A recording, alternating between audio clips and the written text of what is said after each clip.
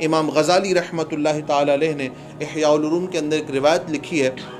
आप फरमाते हैं कि एक शख्स था कि शाम के वक्त उसकी कब्र फट जाती और वो कब्र से बाहर निकलता और इस सूरत में बाहर आता कि उसका सर गधे की मानंद, उसका सर गधे की मानंद, और वो गधे की तरह आवाज़ें निकालता और आवाज़ें निकालने के बाद फिर अपनी कब्र में चला जाता और उसकी कब्र बंद हो जाती। करीब ही उस कब्र के पास एक बूढ़ी औरत बैठी, सूत काट रही थी, कपड़ा बना रही थी। पूछने वालों ने पूछा कि ये क्या माजरा है, तो बताया गया ये शख्स जो कब्र में से निकला है ये इस बूढ़ी औरत का बेटा है। ज़िंदगी के अंदर ये शराबी था, शराब पीता था और इसकी माँ इसको मना करती थी, बेटा तू अल्लाह को नाराज़ ना कर, तू शराब ना पिया कर।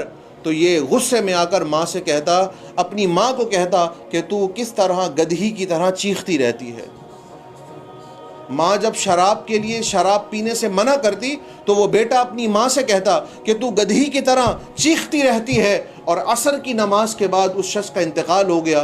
तो फरमाया हर रोज़ असर की नमाज के बाद ये शख्स अपनी कब्र से ज़ाहिर होता है और ख़ुद गधे की शक्ल में आता है और गधे जैसी आवाज़ निकालता है और फिर कब्र के अंदर चला जाता है। ये अज़ाब उस पर मुसल्लत कर दिया गया है। तो याद रखना, ये माँ बाप जन्नत भी हैं, और अगर इन माँ बाप को नाराज़ कर दिया तो यही माँ बाप आपकी जहन्नम का गड्ढा बन जाएंगे।